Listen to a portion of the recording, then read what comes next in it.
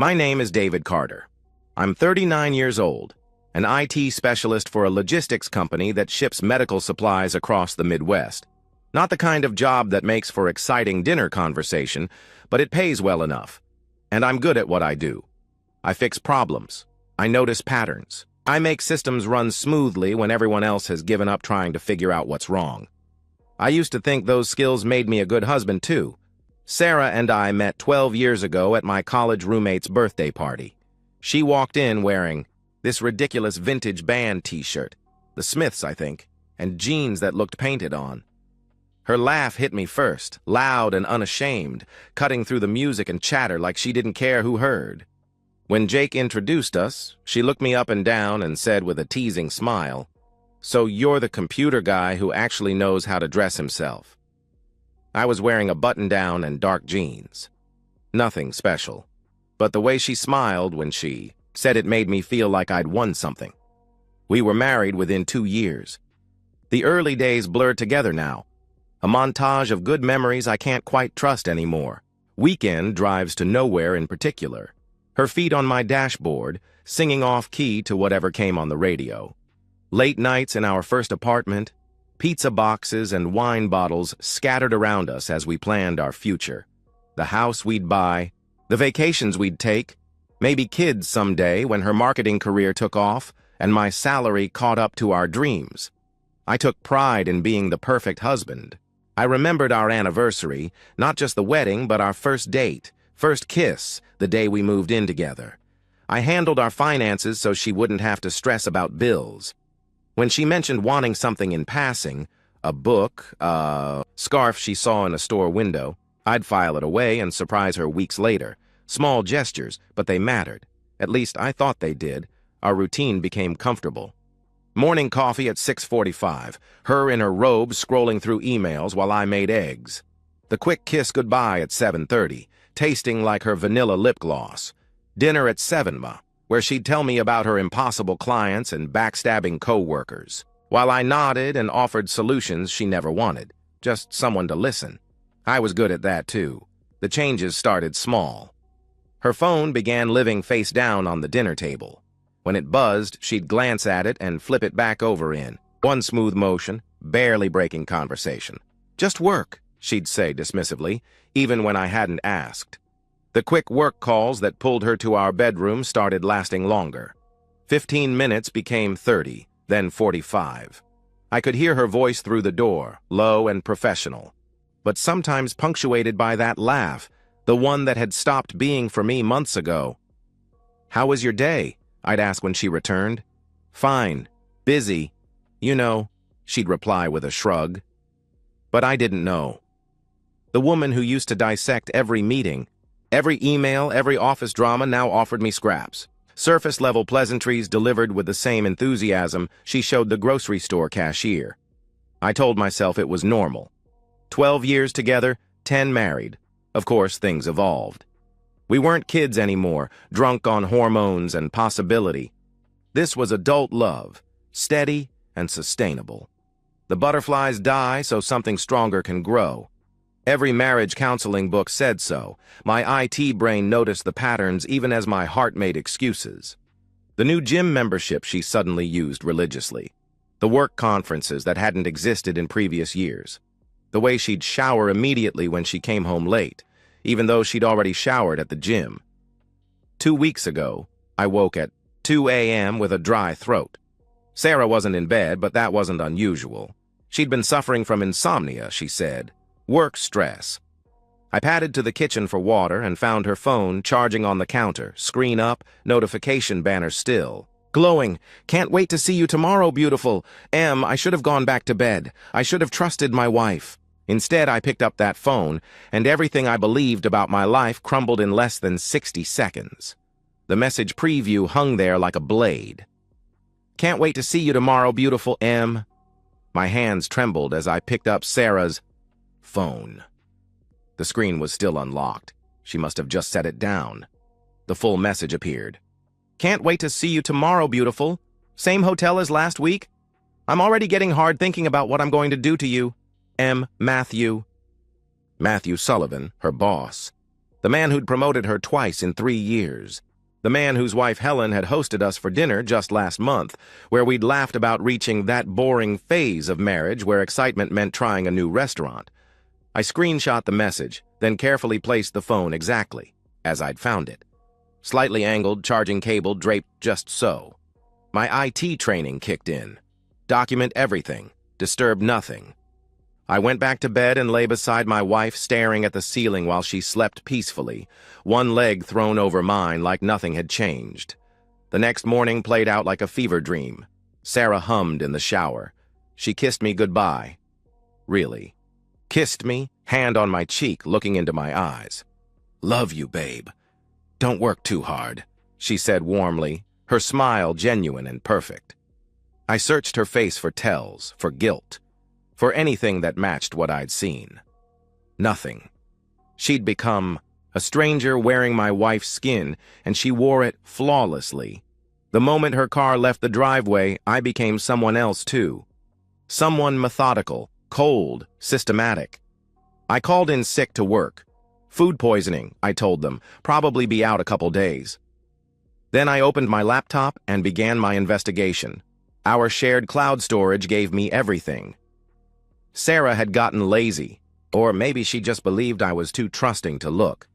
The Work Projects folder contained subfolders with innocuous names, Q3 presentations, marketing analytics, conference notes, but the file sizes were wrong. Presentations don't need 500 MB.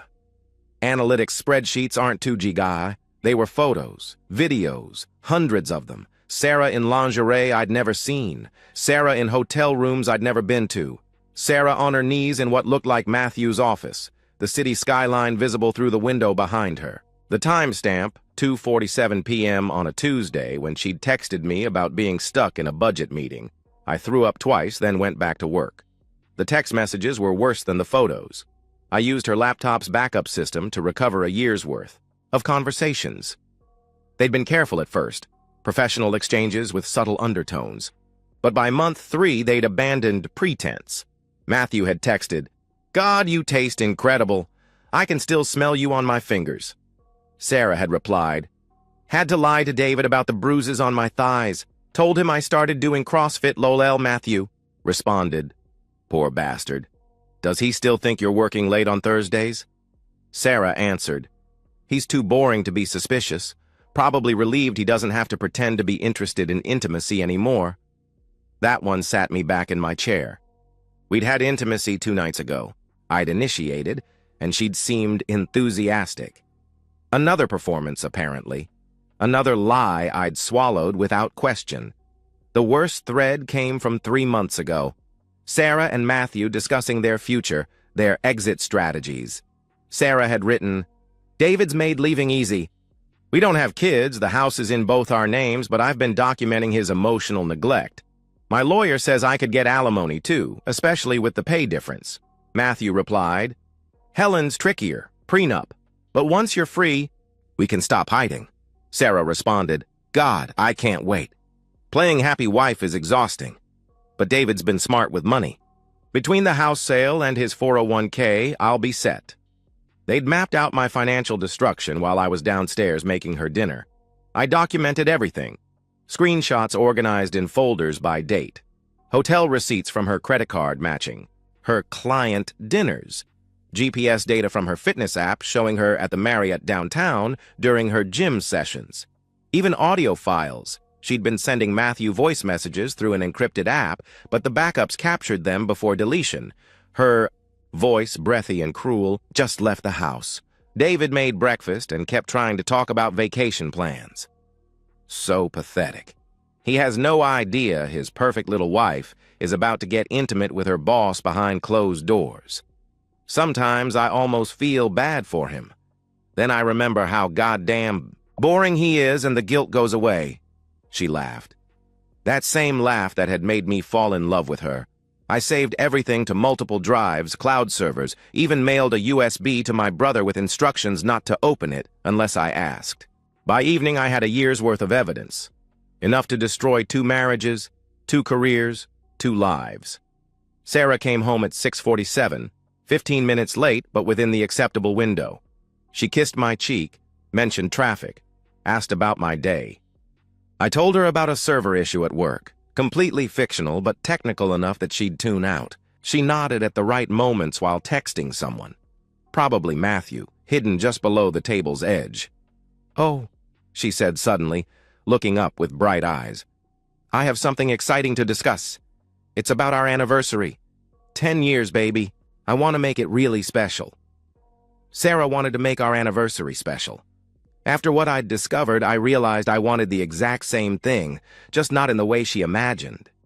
Sarah arrived home the next evening with an armload of wedding magazines and venue brochures, her face glowing with an excitement I hadn't seen in months.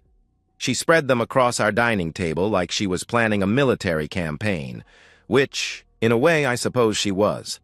"I want to do something big," she announced, flipping through pages of decorated ballrooms and garden parties. Not like a second wedding, but significant. Our friends, family, everyone important to us, show them we're stronger than ever. The irony was so thick I nearly choked on it. I watched her performance with new eyes, recognizing the calculated enthusiasm. This wasn't about our marriage. This was about image, about crafting a narrative for the divorce she'd been planning. "Look how devoted I was," she'd say later. "I planned this whole celebration right before he became abusive and controlling." "I love it," I replied, matching her energy. "Who were you thinking of inviting?" She pulled out her phone, scrolling through. Contacts. "Obviously our families, the Millers, the Johnsons. Oh, and people from work. You know how supportive they've been of my career." She paused, not meeting my eyes. "I'd really like Matthew and Helen to come. Matthew has been such an incredible mentor. It would mean a lot to have him there." My stomach twisted, but I smiled. "Of course. Helen's lovely. Remember that dinner at their place?" "Exactly," Sarah beamed, mistaking my compliance for obliviousness. "See? This is why I love you. You're so understanding about my work relationships." Over the next 3 weeks, I became the perfect anniversary party planner. I volunteered to handle all the technical aspects: the venue, catering, invitations, and especially the multimedia presentation. Sarah was delighted to delegate, freeing her up for what really mattered, spending more time with Matthew. I booked the Riverside Event Center, a gorgeous space with floor-to-ceiling windows and state-of-the-art projection equipment. The event coordinator, a sweet woman named Janet, walked me through their system. Multiple input sources, wireless presentation controls, full surround sound with independent zone control, perfect for what I had in mind. "Planning something special?" Janet asked, noting my detailed questions about the technical specifications. "You could say that. I want this to be an anniversary no one will ever forget," I answered with a smile. The invitation list grew to 52 people. I designed elegant cards with our wedding photo, young, hopeful, honest versions of ourselves. The RSVP website I created allowed me to track responses in real time. Matthew and Helen Sullivan confirmed within hours. Sarah mentioned this over dinner, trying to sound casual. "Matthew seemed really touched by the invitation," she said, cutting into her chicken. "He said it means a lot that we consider them such close friends." "Well, he's been so good to you," I replied, refilling her wine glass. "The promotion, the mentorship. We owe him a lot." She smiled, probably thinking about everything else she'd given him. "You're the best husband, you know that?" she said affectionately. The preparation consumed my evenings, but it gave me purpose. While Sarah claimed to be at yoga or book club or working late, I refined my presentation. 2 versions existed: the one she expected, a romantic journey through our decade together, and the real one, documenting her year-long betrayal in excruciating detail. The challenge wasn't technical, it was maintaining the facade. Sarah noticed my newfound attention, my enthusiasm for our anniversary. She became more affectionate, probably feeling guilty. She'd curl against me on the couch, play with my hair, tell me about her day, fabricated versions. But she was trying. Once, she even initiated intimacy, whispering how much she loved me as she moved above me. I wondered if she closed her eyes and pictured Matthew. The hardest moment came when she showed me the dress she'd bought for the party. Emerald green, elegant but with a neckline that would definitely draw attention. She modeled it for me, spinning in our bedroom, asking if I thought it was appropriate. "You look beautiful," I said truthfully. "Everyone will be staring." "I only care about one person's opinion," she lied, kissing me softly. 3 days before the anniversary, Sarah came home practically vibrating with excitement. She'd been promoted again, Senior Director of Marketing Strategy, reporting directly to Matthew. The position came with a 30% raise and a corner office. "Matthew says I've earned it," she gushed, popping champagne she'd bought on the way home. "He's been grooming me for this for months." I bet he had. We toasted in our kitchen, glasses clinking. "To new beginnings," she said, eyes bright with plans I'd never be part of. "To new beginnings," I agreed, smiling as I raised my glass. She had no idea how right she was. Everything was about to change. The Riverside Event Center looked perfect. Warm Edison bulbs strung across the ceiling cast a golden glow over round tables dressed in white linen. Roses and baby's breath centerpieces. The projection screen dominated the east wall, currently displaying our wedding photo. Sarah radiant in white, me young and earnest in my rented tux, both of us believing in forever. Sarah worked the room like the marketing professional she was. The emerald dress moved perfectly with her body as she hugged my mother, complimented her sister's new haircut, laughed at my father's terrible jokes. She introduced me to her colleagues as her rock, her better half, the love of her life. Her hand rested on my lower back, proprietary and warm, as we greeted guests. Matthew and Helen arrived fashionably late. Helen wore black, appropriate, considering what was coming. Matthew shook my hand firmly, looking me in the eye like a man, with nothing to hide. "David, this is spectacular," he said, gesturing at the venue. "Sarah's a lucky woman." "We're both lucky," I replied, noting how his gaze tracked Sarah across the room. During dinner, I sat at the head table watching 52 people celebrate a marriage that had been dead for a year. Sarah's father gave a toast about commitment. My best man, Jake, told the story of how I'd called him after our first date, declaring I'd met the woman I'd marry. Even Matthew stood, raising his glass to a couple that exemplifies partnership and mutual support. Sarah squeezed my hand under the table during his speech, probably amused by the irony. When the plates were cleared, I stood and tapped my glass. The room quieted. "Thank you all for being here," I began, my voice steady despite my racing heart. 10 years ago, I married Sarah believing I knew everything about love. She taught me I knew nothing. She taught me that love means truly knowing someone, their dreams, their fears, their secrets. Sarah dabbed at her eyes with her napkin. Several guests made soft awe sounds. "Marriage is about sharing everything," I continued, picking up the presentation remote I'd hidden behind my water glass. "Tonight, I want to share our complete story with all of you, the real story." The first slides were exactly what everyone expected. Our wedding ceremony, our honeymoon in Costa Rica, Christmas mornings, and birthday dinners. Sarah leaned against my shoulder, radiating satisfaction. This was the narrative she wanted. Devoted husband, perfect marriage, relationship goals. The Maya transition was subtle. Between vacation photos, a screenshot appeared. The text was too small to read from the tables, but guests noticed the shift in format.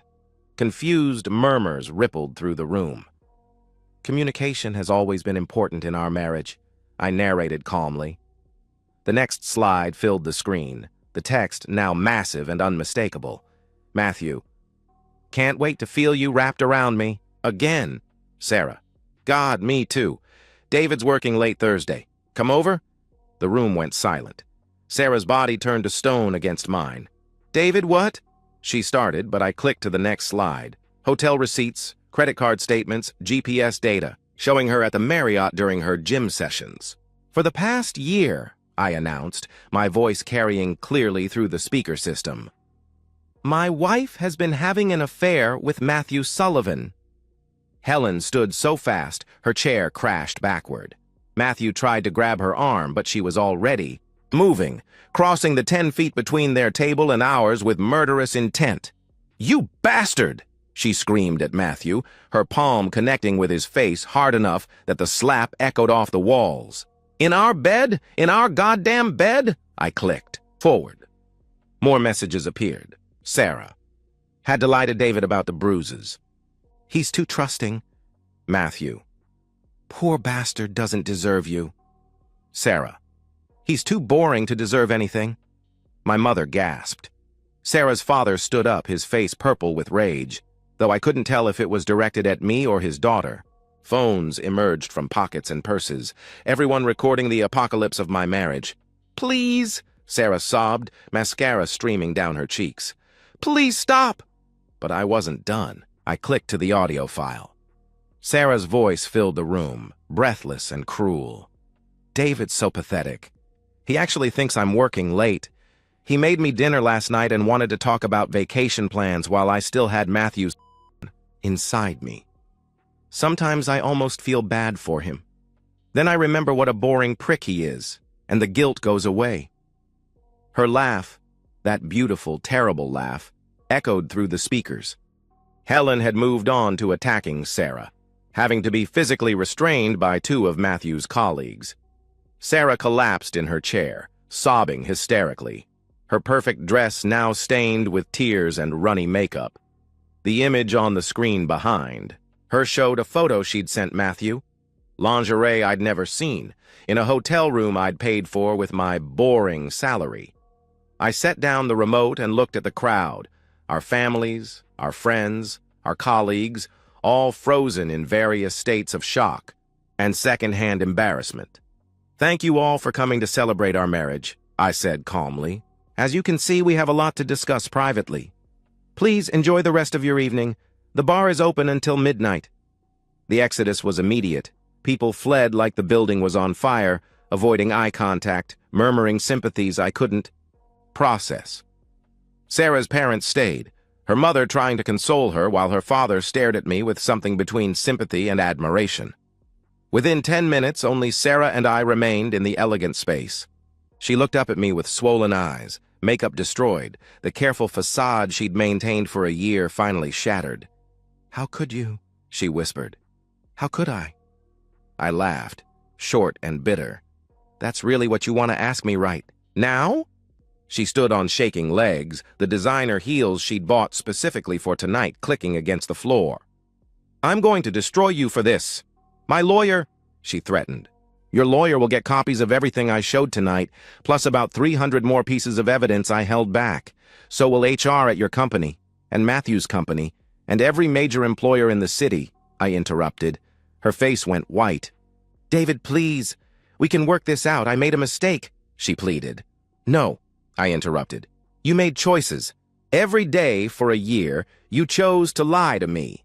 You chose to be intimate with another man. You chose to plan my financial destruction while I was making you breakfast. And tonight, I chose to end it on my terms." The slideshow had ended, but my real work was just beginning. Sarah thought the public humiliation was her punishment. She had no idea what I'd prepared for Monday morning. 6 months later, I sit in my new apartment watching rain streak down windows that overlook the river. It's smaller than our house, 1 bedroom, galley kitchen, but the view makes up for the square footage. More importantly, it's mine. Only mine. The divorce finalized in record time. Sarah's lawyer tried to fight, but it's hard to claim emotional neglect when there's audio of you laughing about your husband's ignorance while planning to take his money. She got her clothes, her car, and nothing else. The house sold fast in this market. After splitting the equity and paying lawyers, I had enough for this place and a fresh start. Monday morning after the anniversary party, I sent comprehensive evidence packages to both their company's HR departments. Fraternization policies exist for a reason. Sarah and Matthew were both terminated by Wednesday. Word travels fast in marketing circles. Neither has found work since. Last I heard, Matthew moved back in with his elderly parents in Delaware. He's 45. Helen Sullivan sent me a thank you card last month. Strange thing to receive from someone whose marriage you helped destroy. But she said the truth was worth the pain. She got the house in her divorce, most of their savings too. Matthew's prenup had an infidelity clause he'd forgotten about in his arrogance. Sarah came by the house the night after the party with her parents. She cried, begged, promised counseling, promised anything. Her father stood behind her looking uncomfortable, clearly there under protest. Her mother couldn't make eye contact with me. I handed Sarah the divorce papers I'd already had drawn up and closed the door. That was the last time we spoke. The hardest part isn't what people think. Some friends called my revenge excessive, cruel, unnecessarily public. Others, particularly the men who'd been cheated on themselves, bought me drinks and called me a hero. But their opinions don't keep me up at night. What's hard is the muscle memory. Reaching for my phone to text Sarah about something funny I saw. Rolling over in bed and finding empty space. Cooking for one after a decade of making 2 portions. These moments ambush me, in the grocery store, during my commute, in the shower where I can't distract myself from remembering. But they're getting rarer. I've started dating again. Nothing serious yet. A coffee here, dinner there. Women who know my story. It's impossible not to in this city after the party went viral on social media.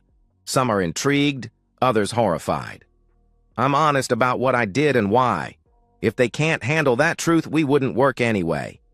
My therapist says I'm processing well, that the anger was necessary but can't become permanent. I'm working on that. Some days are better than others. The rage still visits, usually at 2 a.m. when I remember finding that first text, but it doesn't own me anymore. People ask if I regret it. If I could go back, would I handle things differently? Maybe I should have just divorced her quietly, maintained dignity, taken the high road. But every time I consider that alternative, I remember her laugh on that audio file, the casual cruelty as she mocked the man who loved her completely. No, I destroyed my wife's life in front of 50 people, and given the choice again, I'd do it every time. Some betrayals deserve an audience. The rain's getting heavier now, turning the river choppy and gray. I pour another coffee and open my laptop. There's code to write, problems to solve, systems to debug, simple, logical work where trust isn't required and betrayal isn't possible. It's not the life I planned, but it's honest. And after everything, that's enough. And that's the end of today's story. If you enjoyed it, please give this video a thumbs up and drop a comment below. Your support helps the algorithm push my content further. If you're new to the channel, don't forget to hit that subscribe button. It really helps me keep creating more stories for you. Thanks for watching, and I'll see you in the next one.